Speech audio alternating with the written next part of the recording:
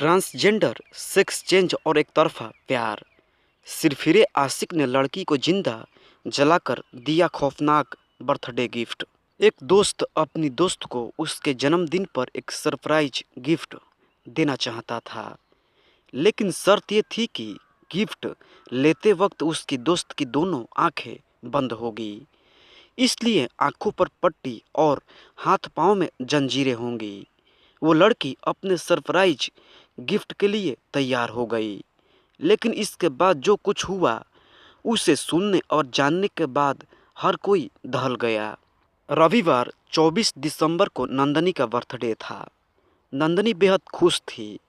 Birthday से ठीक एक रोज पहले यानी शनिवार की सुबह उसे उसके खास दोस्त वेट्रीमारन ने फ़ोन किया और साथ ही उससे एक बर्थडे सरप्राइज देने का वादा भी किया। चेन्नई की रहने वाली नंदनी और वेट्रीमारन दोनों एक दूसरे बचपन के दिनों से जानते थे।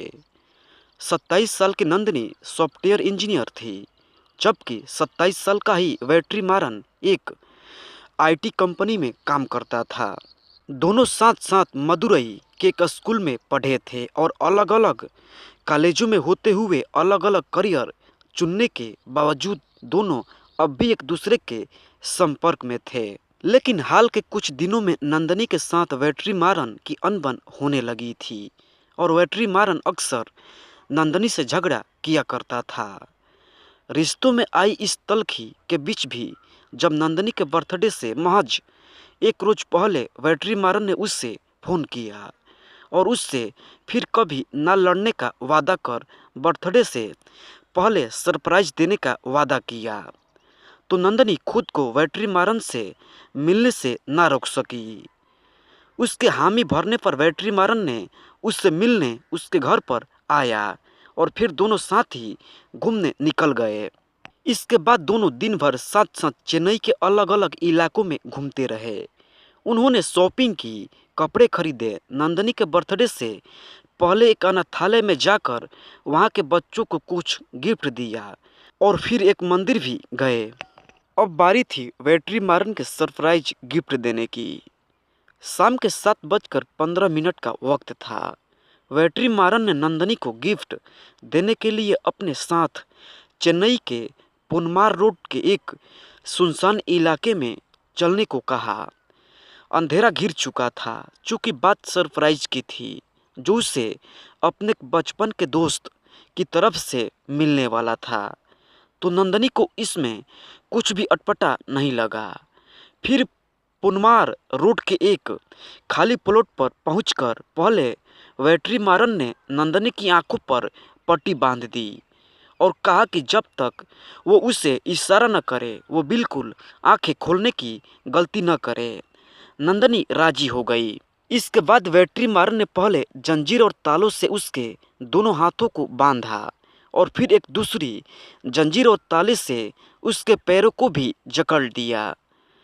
नंदनी ने इसका भी विरोध किया क्योंकि उससे लग रहा था कि उसका बेस्ट फ्रेंड अब उसे सरप्राइज देने जा रहा है। लेकिन अगले ही पल वेट्रीमारन ने जो कुछ किया उसका एहसास होते ही नंदनी दहल गई। वेट्रीमारन ने धोखे से अपने साथ छिपा कर लाई गई बोतल से नंदनी पर पेट्रोल डालना शुरू कर दिया, लेकिन इससे पहले कि नंदनी को अपने आने वाले वक्त का एहसास होता और वो खुद को बचाने की कोई कोशिश कर पाती, वेट्रीमारन ने पेट्रोल छिड़कने के बाद उसे आग लगा दी। जी हाँ, आग, और वो भी जिंदा, अपनी बेस्ट फ्रेंड को। अब पेट्रोल से नहाई नंदनी बुरी तरह से जल रही थी, छटपटा रही थी, दर्द से तड़प रही थी, लेकिन उसके पास खुद को बचाने का कोई रास्ता नहीं था, क्योंकि वो ना तो अपने हाथों से काम ले सकती थी और ना ही कहीं भाग सकती थी और ना ही कहीं देख सकती थी। उसके बचपन के दोस्त वेट्रीमारन ने उसे दोस्ती का ऐसा सिला दिया था कि जिसके बारे में कोई सोच भी नहीं सकता था। इधर नंदनी आग की लपटों में घिरकर तड़पती, चीखती और चिल्लाती रही और उधर वेट्रीमारन मौके से फरार हो गया। वो तो जब वहां से गुजर रहे लोगों ने आग की लपटों में घिरी नंदनी को देखा तो आग बुझाने की कोशिश की और पुलिस और एम्बुलेंस को फ़ोन किया। आनन फानन में नंदनी को अस्पताल ले जाया गया और पुलिस भी मौके पर पहुंची। एक सुनसान इलाके में यूं एक लड़की को हाथ पांव बांधकर आग के हवाले कर दिए जाने का मामला अपने आप में बेहद अजीब था। पुलिस ने पीड़ित नंदनी से जब इसका सबब पूछा तो वो ज़्यादा कुछ तो नहीं बता सकी, लेकिन उसने अपने दोस्त वेट्रीमारन का ही नंबर पुलिस वालों को दिया। पुलिस ने वेट्रीमारन को फ़ोन कर वारदात की जानकारी दी और नंदनी के बारे में पूछा। वेट्रीमारन पुलिस की कॉल मिलते ही चौंक गया। उसने कहा कि नंदनी उसकी दोस्त है और पुलिस के बुलाने पर वो नंदनी की हालत देखने और पुलिस वालों से बात करने अस्पताल भी पहुंचा। लेकिन इससे पहले कि पुलिस उससे ज़्यादा कुछ पूछ पाती, वो फरार हो गया। नंदनी ज़्यादा कुछ बताने की हालत में नहीं थी। अस्पताल में जिंदगी और मौत के बीच झूलते हुए कुछ देर बाद उसने दम तोड़ दिया। लेकिन अब पुलिस के सामने सवाल ये था कि आखिर नंदनी की हालत किसने की और क्यों? क्योंकि उन्हें तो वेट्रीमारन और उसकी साजिश का पता ही नहीं था। ये और बात है कि वेट्रीमारन जिस तरह बिना किसी को बताए अस्पताल से गायब हो गया, उससे पुलिस को उस पर शक जरूर होने लगा था। अब पुलिस ने वेट्रीमारन के इर्द गिर्द तफ्तीश का घेरा कस दिया। पुलिस ने नंदनी और वेट्रीमारन के कलिंगस यानी उनके दोस्तों से दोनों के बारे में पूछताछ की और इस कोशिश में उन्हें एक अहम जानकारी मिली। असल में नंदनी और वेट्रीमारन दोनों ही अपने कलिंगस को नंदनी के बर्थडे और वेट्रीमारन की ओर से उसे दिए जाने वाले सरप्राइज के बारे में पहले ही बता रखा था। यानी ये बात साफ थी कि वारदात वाले रोज दोनों साथ थे। अब पुलिस ने बिना देर किए हुए वेट्रीमारन को ट्रैक करना शुरू कर दिया और कुछ ही घंटों के बाद उसे गिरफ्तार कर लिया गया। वेट्रीमारन अब अपना जुर्म कबूल कर चुका था। उसने मान लिया कि उसी ने शनिवार की शाम को धोखे से बर्थडे सरप्राइज के बहाने नंदनी के हाथ पांव बांधकर उसे आग के हवाले कर दिया था। लेकिन अब सबसे बड़ा सवाल यह था कि आखिर क्यों वेट्रीमारन ने अपनी ही बेस्ट फ्रेंड के साथ ऐसी खौफनाक हरकत की? क्यों उसे धोखे से जिंदा जलाकर मार डाला? तो पूछताछ में वेट्रीमारन ने इसका जवाब दिया। असल में वेट्रीमारन और नंदनी की स्कूलिंग साथ हुई थी। वेट्रीमारन एक ट्रांसजेंडर यानी किन्नर था, लेकिन नंदनी और उसके बाकी स्कूलमेट इस बात से अनजान थे। स्कूलिंग पूरी होने के बाद एक रोज वेट्रीमारन ने अपना ये सच नंदनी और बाकी दोस्तों को बताया। बाकी दोस्तों ने ये सुनकर वेट्रीमारन से दूरी बना ली, लेकिन नंदनी से उसकी दोस्ती बनी रही। इस बीच वेट्रीमारन कुछ सालों तक बेंगलुरु में रहा और वहीं उसने अपना सेक्स चेंज ऑपरेशन भी करवा लिया। अब वो एक लड़का यानी पुरुष बन चुका था। बाद में उससे चेन्नई में भी नौकरी मिल गई। अब वो अपनी नई पहचान के साथ नंदनी से मिलने लगा। यहाँ तक तो सब कुछ ठीक था, लेकिन धीरे धीरे वेट्रीमारन मन ही मन नंदनी से प्यार करने लगा था। अब नंदनी जब भी किसी दूसरे लड़के से बात करती या फिर उसके साथ वक्त गुजारती, वेट्रीमारन उससे चिढ़ जाता था। इसी बात को लेकर अब अक्सर दोनों के बीच झगड़े होने लगे थे। लेकिन इसी झगड़े के बीच वेट्रीमारन ने नंदनी को सबक सिखाने का फैसला किया और एक खौफनाक साजिश रच डाली। उसने नंदनी के बर्थडे से महज एक रोज पहले सरप्राइज गिफ्ट देने के बहाने उसे अपने पास बुलाया और फिर धोखे से हाथ पांव बांधकर उसे जिंदा जला दिया और उसकी हत्या कर दी। फिलहाल पुलिस ने इस गुत्थी को तो सुलझा लिया है। नंदनी के घर वाले वेट्रीमारन की इस करतूत से सदमे में हैं, क्योंकि वो लोग अब तक वेट्रीमारन को ही नंदनी का सबसे अच्छा दोस्त मानते थे। पति की लाश के टुकड़े टुकड़े करके टीवी देखती रही पत्नी। दोस्तों, ये खबर हरियाणा के बहादुरगढ़ की है।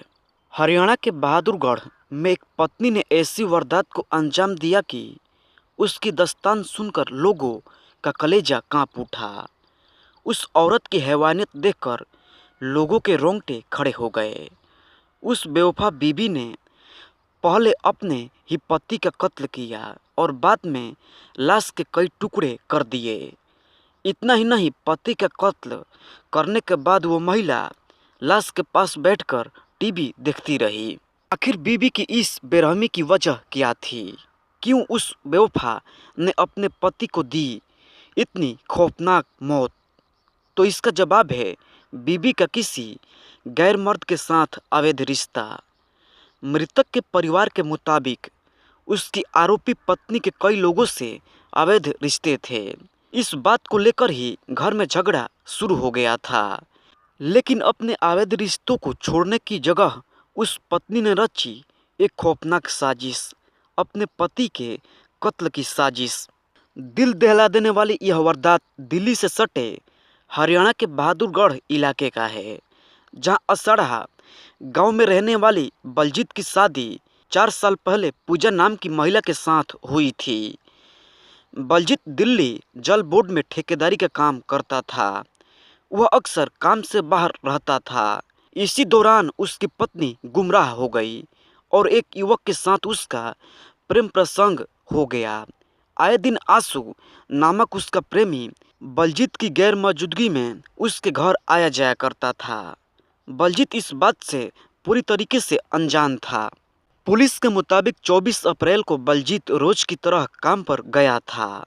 रात में उसके घर आने का इरादा नहीं था, लेकिन काम खत्म हो जाने पर वो अचानक रात को अपने घर लौट आया। जैसे ही वो घर में दाखिल हुआ तो उसकी आंखें फटी की फटी रह गई। उसकी पत्नी आपत्तिजनक हालत में अपने प्रेमी आंसू के साथ रंगरेलियां मना रही थी। यह मंजर देखकर बलजीत का खून खौल उठा। दरअसल पूजा को उम्मीद नहीं थी कि उस दिन उसका पति रात में घर लौट आएगा, लेकिन रंगे हाथों पकड़े जाने के बाद भी अपनी गलती पर शर्मिंदा होने की जगह पूजा बलजीत से झगड़ने लगी। इस बीच आंसू मौका का फायदा उठाकर वहां से भाग निकला। उस रात इस घटना के कुछ देर बाद बलजीत का गुस्सा तो ठंडा हो गया, लेकिन उसकी पत्नी पूजा के दिमाग में पति को हमेशा हमेशा के लिए रास्ते से हटाने की साजिश जन्म ले चुकी थी। वह अपने पति से छुटकारा पाना चाहती थी। उसी रात पूजा ने अपनी साजिश के पहले हिस्से को अंजाम दिया। उसने पति को बेहोश करने के लिए उसके खाने में नींद की ढेर सारी गोलियां मिला दी। नतीजा यह हुआ कि खाना खाते ही बलजीत गहरी नींद में सो गया। इसके बाद पूजा ने अपने आशिक आंसू को बुला लिया और उसे पूरी साजिश के बारे में बताया। कुछ देर बाद आंसू अपने 3 साथियों को लेकर पूजा के पास पहुंचा। सभी लोग कमरे में दाखिल हुए और वहां आंसू और उसके दोस्तों के साथ मिलकर पूजा ने एक चुन्नी से अपने पति यानी बलजीत का गला घोंट दिया। जब उन्हें इत्मीनान हो गया कि बलजीत मर चुका है तो पूजा का प्रेमी आंसू अपने दोस्त संग फरार हो गया।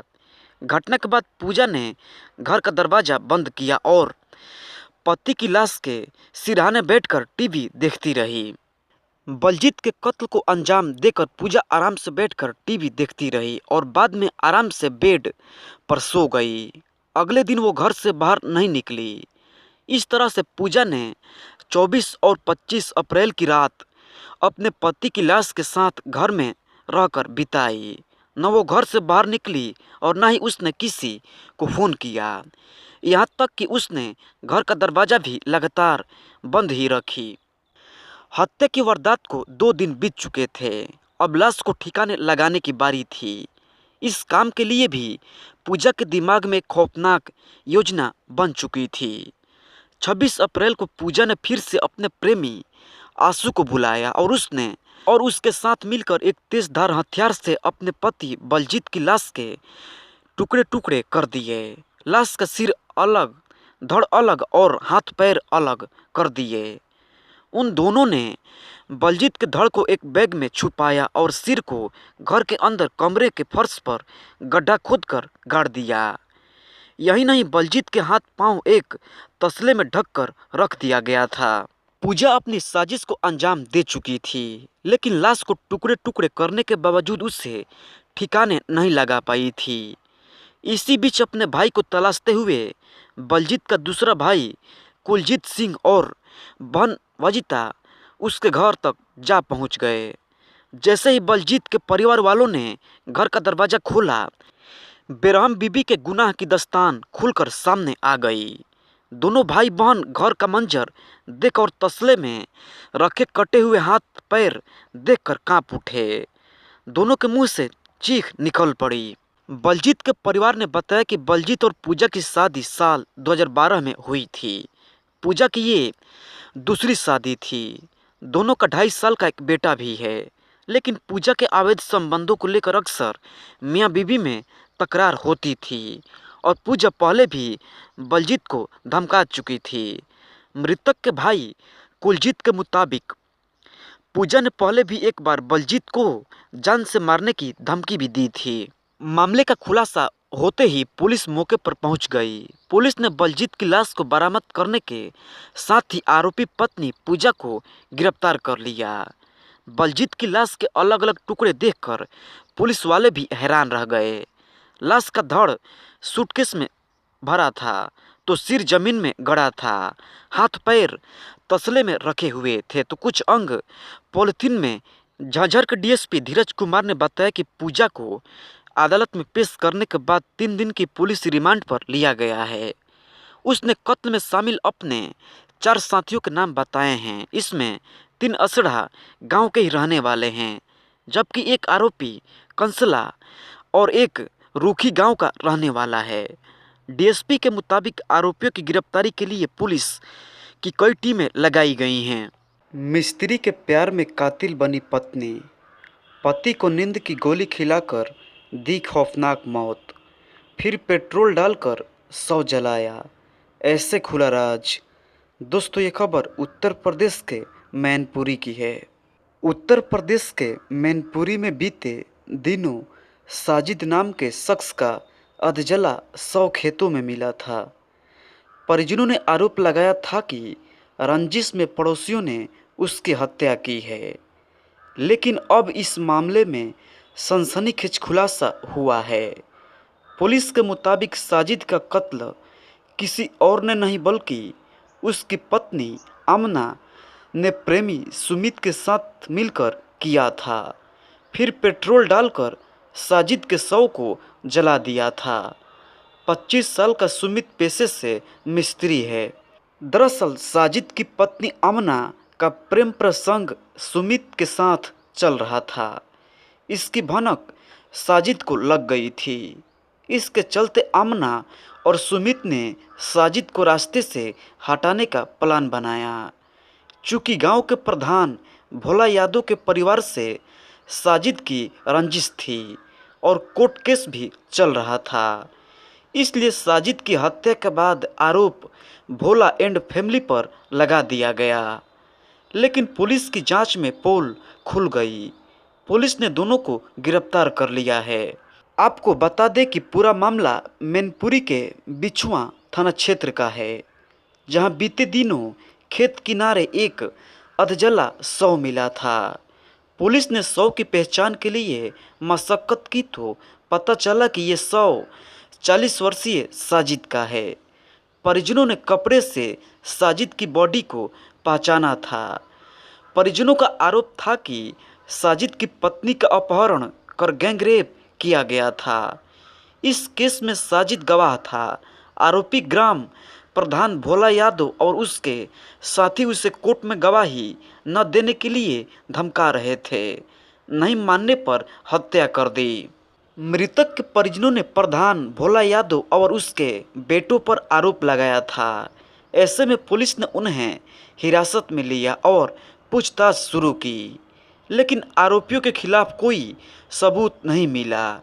जिसके बाद मृतक की पत्नी आमना की कॉल डिटेल्स निकाली गई तो पता चला कि उसके द्वारा सुमित के नंबर पर लगातार कॉल की जाती थी। घटना के बाद भी दोनों टच में थे। बिछुआ थाना पुलिस और सर्विलांस की टीम ने जब गहनता के साथ जांच पड़ताल की तो बेहद ही चौंकाने वाला खुलासा हुआ, जिसके बाद मृतक की पत्नी और गांव के ही एक युवक सुमित को गिरफ्तार किया गया। गिरफ्तार करने के बाद जब कड़ाई से पूछताछ की गई तो दोनों ने ही पुलिस के सामने सच्चाई बयां कर दी। आमना और सुमित ने बताया कि उन्होंने 16 फरवरी की रात को साजिद को चाय एवं खाने में नींद की गोलियां मिलाकर दी थी। इसके बाद साजिद के सिर पर रिंच आदि से वार कर उसकी हत्या कर दी गई। फिर पेट्रोल डालकर शव को जला दिया गया। पुलिस ने सुमित के कब्जे से लोहे की रिंच, एक प्लास्टिक की बोतल, 6 नींद की गोलियां और एक मोबाइल फोन बरामद किया है। मालूम हो कि 2022 में अमना ने भोला यादव और उसके बेटों पर सामूहिक बलात्कार का आरोप लगाया था और उनके खिलाफ एफआईआर दर्ज कराई थी। हालांकि पुलिस ने आरोपों को झूठा मानते हुए दिसंबर 2022 में कोर्ट में अंतिम रिपोर्ट दाखिल कर दी थी। फैसले से असंतुष्ट अमना ने अपने पति के माध्यम से कोर्ट में विरोध याचिका दायर कर दी। मामला अभी भी विचाराधीन था, जिसकी अगली सुनवाई 20 फरवरी 2025 को होनी थी। अमना अपने पति से नाखुश थी क्योंकि उसका मानना था कि वह कोर्ट में विरोध याचिका को आगे बढ़ाने में अनिच्छुक था। इस मुद्दे को लेकर तनाव ने साजिद की हत्या में भूमिका निभाई। 16 फरवरी की रात को अमना ने पति के खाने में चाय में नींद की गोलियां मिला दी, जिससे वह बेहोश हो गया। जब साजिद बेहोश हो गया तो सुमित ने लोहे की रिंच से उसके सिर पर वार किया। इसके बाद दोनों ने साजिद के शव को पास के खेत में ले जाकर आग लगा दी ताकि कोई सबूत न बचे। वहीं इस पूरे मामले में पुलिस अधीक्षक गणेश प्रसाद साहा ने बताया कि सूचना मिली थी कि थाना बिछवा क्षेत्र के अंतर्गत एक खेत में जली हुई बॉडी मिली है, जिस पर पुलिस फोर्स मौके पर पहुंची। मृतक की पहचान साजिद के रूप में हुई। शव को पोस्टमार्टम के लिए भेज दिया गया और परिवार की तरफ से तहरीर प्राप्त कर कार्रवाई शुरू कर दी गई। परिजनों द्वारा बताया गया कि भोला यादव नामक व्यक्ति द्वारा साजिद की हत्या की गई है। ऐसे में अपर पुलिस अधीक्षक शहर, क्षेत्राधिकारी अपराध शहर एवं थानाध्यक्ष के द्वारा घटना का खुलासा करने के लिए टीम बनाई गई। जांच पड़ताल के क्रम में पाया गया कि मृतक की पत्नी और एक सुमित नाम के लड़के के बीच कई दिनों से बातचीत हो रही थी। दोनों की अच्छी खासी दोस्ती हो गई थी। इस बीच उन्होंने साजिद को रास्ते से हटाने की योजना बनाई। प्लानिंग थी कि साजिद को नशीला पदार्थ खिलाकर मार दिया जाएगा और इस हत्या का आरोप भोला यादव पर लगा दिया जाएगा, क्योंकि पूर्व से उसकी साजिद से रंजिश चलती आ रही है। बकौल एसपी काफ़ी हद तक दोनों अपने प्लान में सफल भी रहे, क्योंकि जो तहरीर मिली थी उसमें नामजद भोला यादव आदि को ही किया गया था। शुरुआत में ऐसा लग रहा था कि जो नामित अभियुक्त हैं उनके द्वारा ही यह कृत्य किया गया है, लेकिन आगे पता चलता है कि पत्नी ने ही योजनाबद्ध तरीके से पति को नशीला पदार्थ खिलाया था और सुमित उसे खेत में ले गया था। सुमित पेशे से मिस्त्री है, उसके पास औजार भी रहते हैं। उसने बेहोशी की हालत में साजिद के सिर पर रिंच आदि से कई वार किए। जब वह अचेत होकर गिर गया तब घास फूस और लकड़ी डालकर पेट्रोल छिड़क कर शव को आग के हवाले कर दिया गया।